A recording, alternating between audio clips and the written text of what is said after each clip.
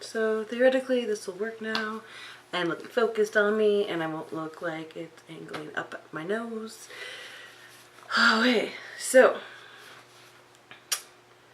my name is Alyssa Johnson, and I was diagnosed with bipolar disorder like 3 days ago. That sounds about right. Maybe 4 days ago now. And I was researching it, because that's what I do.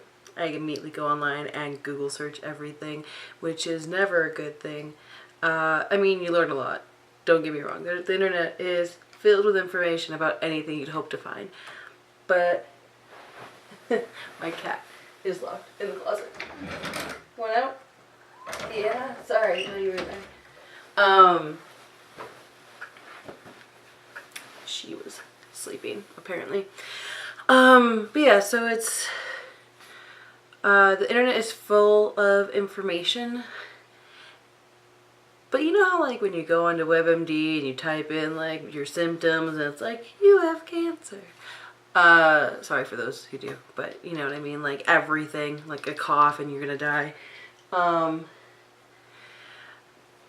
It's kind of like that. So I went on, and the first thing I did was, I'm on some sort of medication that I'm sure some else know. It's actually with an L, and it's for seizures.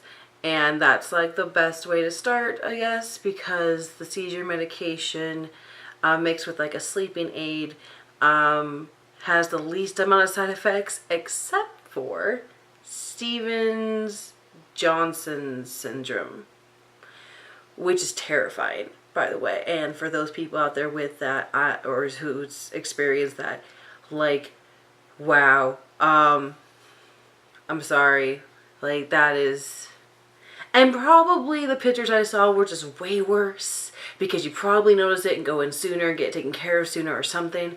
But like, I almost stopped taking the medication when I looked at the pictures, because it's this rash that like just takes over your whole body, and like parts of you like swell and you get blisters, and I don't do well with pain. And so that was my first mistake, and I should have stopped there. But when I found that I had depression, that like reading about it didn't really help, it just made me more depressed. But when I had anxiety, it really helped, because it was like, here, try this breathing thing, here, try eating this less, try not doing caffeine on a regular basis.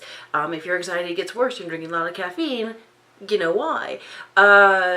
Try going outside more, try decompressing at the end of the night by like putting all your electronics away an hour before you try to sleep. Like, there's all these little things that you can do that other people have tested and tried, even like full-on diets. Like, low carb is a very big like anti-anxiety cure-all kind of thing that people try to do. And I've been low carb, and I don't stick to low carb well. I really love sugar, so it hasn't worked for me, but that's because I'm not really working it. So when I was diagnosed, the first thing I wanted to do was call my ex, because he is bipolar. I want to say he's bipolar schizophrenic. I'm not sure if that's true. My mind may have distorted exactly what kind he was for the sake of making it more extreme than it was. So I'm not sure if that's true.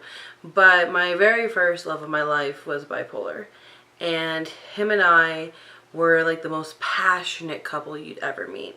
There was so much, and I don't mean just passionate in like the we loved each other and made out all the time or whatever. It was passionate in like, oh my god, extremely high, we love each other, we're amazing, everything is wonderful, and extremely like, I want to kill him, and I don't understand why everything is terrible, and I'm crying, and he's yelling, and I'm yelling, and he's crying, and like, there was so much energy in that relationship, and now I know why.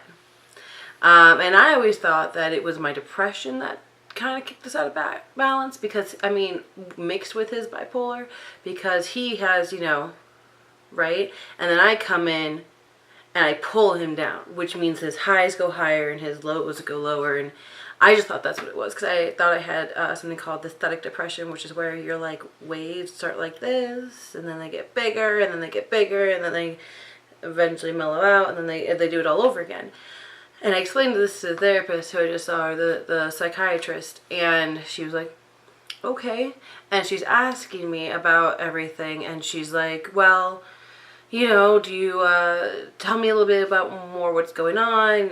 She goes on like the list with things like you have anxiety, you have depression, do you have like weight gain? I'm like, yeah, I've gained like 70 pounds in the past 4 years. I finally plateaued.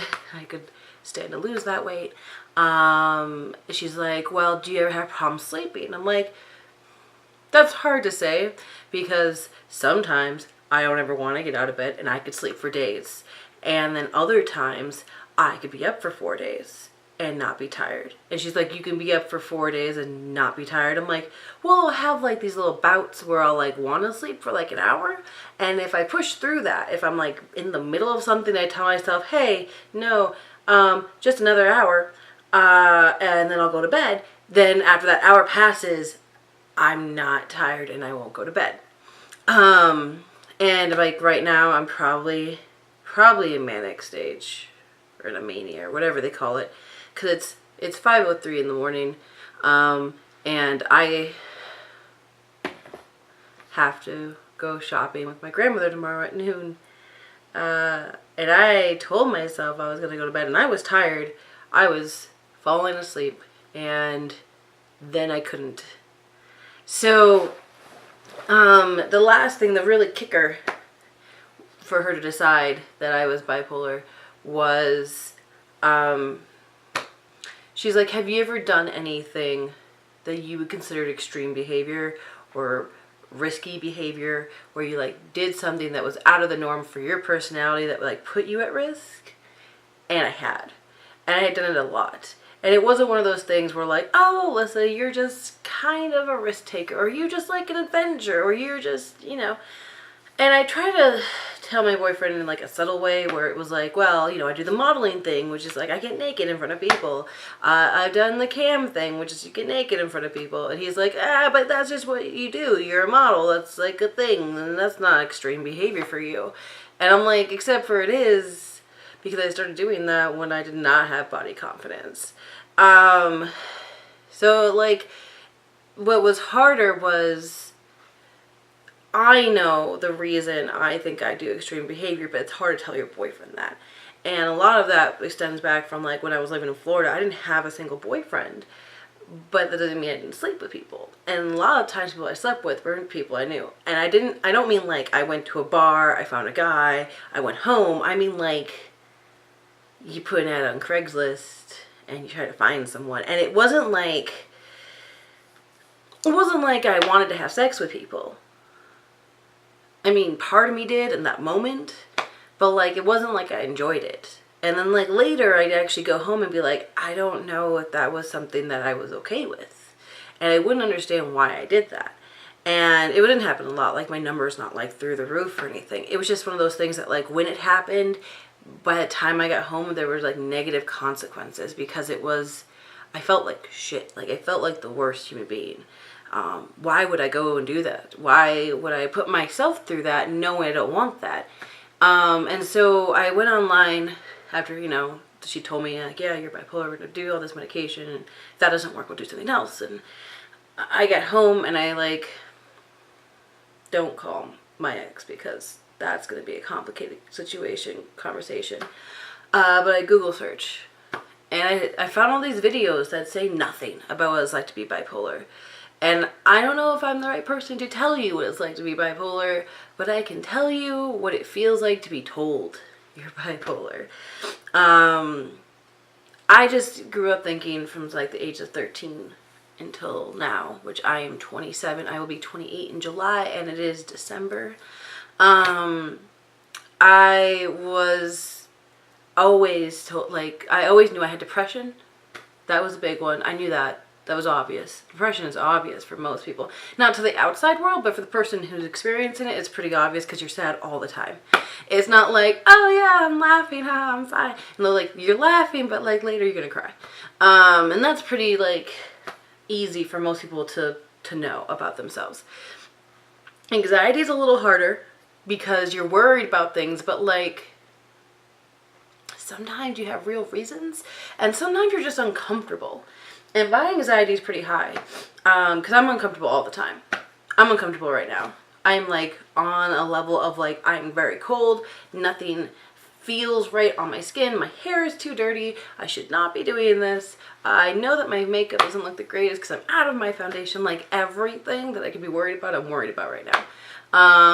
But like more, I'm like a physical person. Like I'm like, oh, I can feel things touching me. And so anxiety was pretty easy for me to nail down, because there's not a lot of reasons why someone chewing bothers you so much, but like causes you to hate your hair being on you more. Like, and a lot of the people I've searched online have like short hair when they have anxiety problems. And I think that, and my ex, he used to shave his head whenever he went full manic. And I think that's because like you just can't handle that sensory input. So funny little thing that I noticed anyway. So that whole time, we're talking 14 years, right? Something like that, of me just thinking I was depressed with anxiety. And I went to the therapist thinking, I just need anxiety meds. My anxiety is getting out of control. I can't work. It's causing me stomach pains. I think that might be why I've been having these stomach pains for the past 3 years. I just need help. And I need it now. And I need medication so I can feel better and live life again. And she was like, okay, but the thing about anxiety is you don't stay up for 4 days. And you don't put yourself in risky behaviors like sexual encounters or going and meeting someone for the first time without a friend or driving too fast or, you know, there's just all these little things I did that were big things, but to me seemed like little things until later. And she's like, you just don't do that with anxiety. I'm afraid that's not a normal thing to do. It's especially not normal to not be tired after 4 days of not sleeping. And so when I got home, I told my boyfriend right away. I called my mom, which didn't help. I talked to my friend who is also bipolar. I have a lot of bipolar friends actually in Minnesota, but like down here in Arizona, I think I only have like the one that I know of. And so I like called her / texted her / she was busy, and I think I wasn't really there for her when she was bipolar, and so I think consequentially she's not going to be around much for me. I don't really blame her. It's just more of a, well, you made me deal with it, you deal with it. Like, and I just didn't realize what it's like to be told that, because my cat's going in the door. To me, it's a different perspective that you have of yourself, because when I was just depressed and anxiety, it was just things that affected me. And when you get told you're bipolar, it's kind of like being told you're crazy. Like, they're talking about putting you on antipsychotics. So they're literally talking about making you, like, giving you something that make you, like, not psycho. Like, not crazy. Here's something to make you not crazy. And I never thought I was crazy. Like, I had a little paranoia. I did have grandiose thoughts, but I didn't think they were really grandiose. Like, I just think government watches me for ideas sometimes. And that's why if I say anything out loud, it becomes like an invention, like 2 months later, and someone makes billions off of it. I legitimately have this thought all the time. I have a lot of little crazy thoughts like that, but like they're like little, and they don't like really affect my life, so it's not a big deal, right? And so I'm still reeling. It's like day 4 now. I've only been on the pills for like 2 or 3 days or something.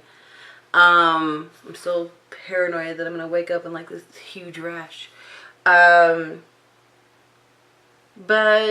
it's been 3 or 4 days and I'm just sitting here going like, are they sure? I'm gonna go get a second opinion. Because there should be like a test for this and they haven't told me which number I am yet, which, I mean, obviously, like,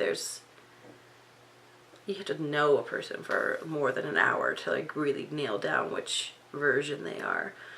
But I'm like, there should be like a test, right? Like a blood test you take, and like someone has to like be able to like nail it down, right? There's like a real way to tell, and like if there's not a real way to tell, then maybe I'm not. Maybe I just have really high anxiety, and like that's just my personality. Is I'm kind of a slut bag sometimes or something. I'm not condoning the word slut, by the way. I'm just saying towards myself. Self-deprecating humor. And I think that was the biggest problem. Was I got home and I immediately thought, well, you're crazy now. So now you're going to start acting crazier, right? Like now you're going to like flip your shit. Or now you're going to just like break down. Or you're going to start seeing things or something. And there are people who do, right? But like that was never me before. And somehow with this diagnosis, I feel like that's going to be me now. And so it's terrifying. And it's like the one thing I didn't want to hear. Because, you know, you call me a lot of other things, I'd be like, oh, well, that's fine. But like, because I had that relationship with my ex, and like, I kind of put up in a block in my head, well, he was crazy, and I was depressed, and the two just didn't work together. Then now, like, it wasn't just, I think I put most of the blame on his mental illness for us not working out. And now I have to put the blame equally on both of our mental illness. And then I have to kind of think back to all the things that I've done that I like kind of moderately embarrassed myself.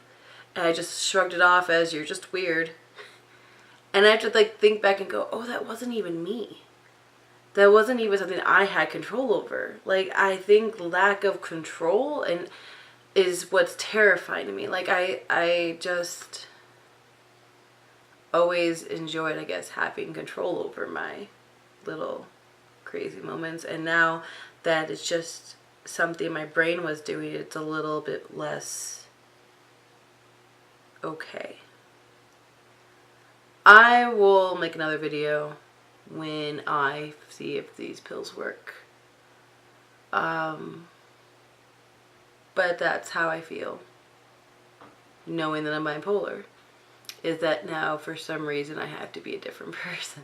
And I know that's not true. I know I can be the same person, and I know nothing's really changed, that I might start getting better, whatever that means.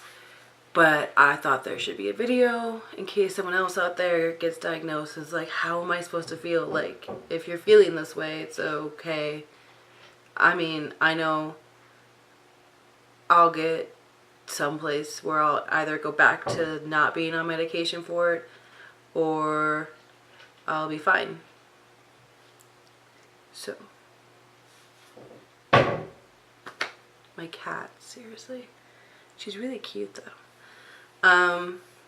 But message me or leave comments if you had to go through wrapping your brain around this, and if you have any advice for reminding yourself that you're still you.